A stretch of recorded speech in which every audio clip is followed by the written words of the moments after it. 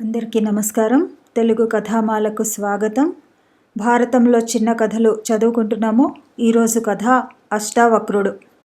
పాండవులు తీర్థయాత్రలు చేస్తూ ఒకనాడు ఉద్దాలక మహర్షి ఆశ్రమం చేరుకున్నారు. లోమసుడు ఆ మహర్షికి సంబంధించిన ఒక కథను ధర్మరాజుకు చెప్పాడు.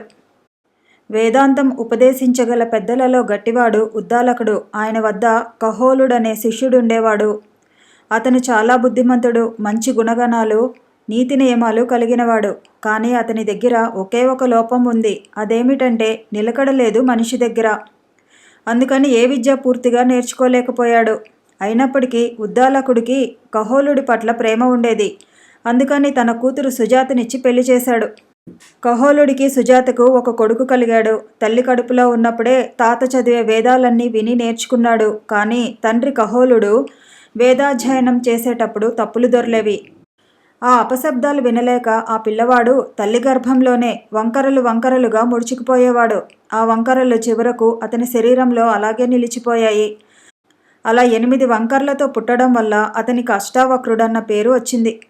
అష్టావక్రుడు చిన్నతనంలోనే గొప్ప విద్వాంసుడైనాడు. 12 ఏళ్ళు వచ్చేసరికి వేదాంగాలన్నీ చదువుకున్నాడు.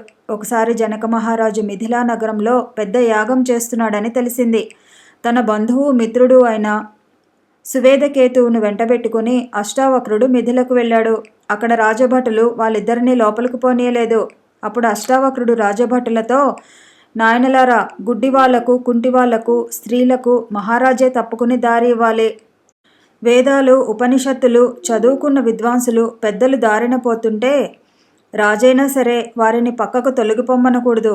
ఇది నేను చెబుతోంది కాదు, శాస్త్రం చెబుతోంది అన్నాడు. ఈ వాదం రాజుగారి చెవికి చేరింది. ఆ పిల్లవాడి తెలివితేటలకు ఆనందపడి, నిజమే, ఆ బాలకుడు చెప్పిన దాంట్లో అబద్ధమేమీ లేదు. నిప్పుకి మన తన భేదం లేదు, కాలుతుంది, కాలుస్తుంది. పిల్లవాడు చిన్నవాడైనా ఉద్దండుడిలా ఉన్నాడు అనుకుని ఆ బాలకులిద్దరినీ వెంటనే లోపలికి పంపండి అని భటుల్ని ఆదేశించాడు. ఆజ్ఞ ప్రకారం అష్టావక్రుణ్ణి, సువేదకేతువుని లోపలికి పంపారు. కానీ మరో చోట ఇంకో ద్వారపాలకుడు అడ్డగించాడు.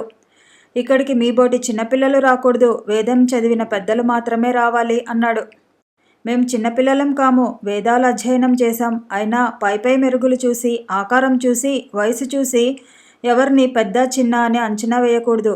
ఆకారాన్ని బట్టి పాండిత్యం రాదు. వయసు వచ్చినంత మాత్రాన వృద్ధులు గారు. జ్ఞానం చేత పండిన వారే వృద్ధులు, తెలివి ఉన్నవాడే మనిషి అని సుదీర్ఘంగా ప్రవచించాడు అష్టావక్రుడు. ఇలా వాదన జరుగుతున్న సమయంలో రాజుగారు అక్కడికి వచ్చి, మా పండితులందరూ మహావిద్వాంసులు, అటువంటి వాళ్ళతో వాదించాలనే కోరిక నీకెందుకు కలిగిందో నాకు అర్థం కావడం లేదు. ఒకవేళ నువ్వు ఆ వాదంలో ఓడిపోతే వాళ్ళు నిన్ను సముద్రంలోకి తోస్తారు, అందుకు సిద్ధమేనా అని అడిగాడు. మహారాజా, మీరు చెప్పినట్లే కానివ్వండి, కానీ వాళ్ళు నాతో వాదించలేరు, ఆ సంగతి నాకు తెలుసు. పండితులమని, అన్నీ తెలిసిన వాళ్ళమని అహంభావంతో ఉన్నారు వాళ్ళు చేసిన అవమానం వల్లే మా తండ్రి సముద్రంలో దూకి ప్రాణాలు పోగొట్టుకున్నట్టు మా అమ్మ చెప్పింది. అందుకని పట్టుదలతో వచ్చాను. మీ పండితుల్ని ఎదిరించి వాదించగలను, లేకపోతే నేను కూడా సముద్రంలోకి దూకుతాను. ముందు నన్ను లోపలికి రానియండి అని కోరాడు అష్టావక్రుడు. అందుకు జనక మహారాజు ఒప్పుకున్నాడు. అష్టావక్రుడి ప్రశ్నలకు ఎవరూ సరిగ్గా సమాధానం చెప్పలేకపోయారు.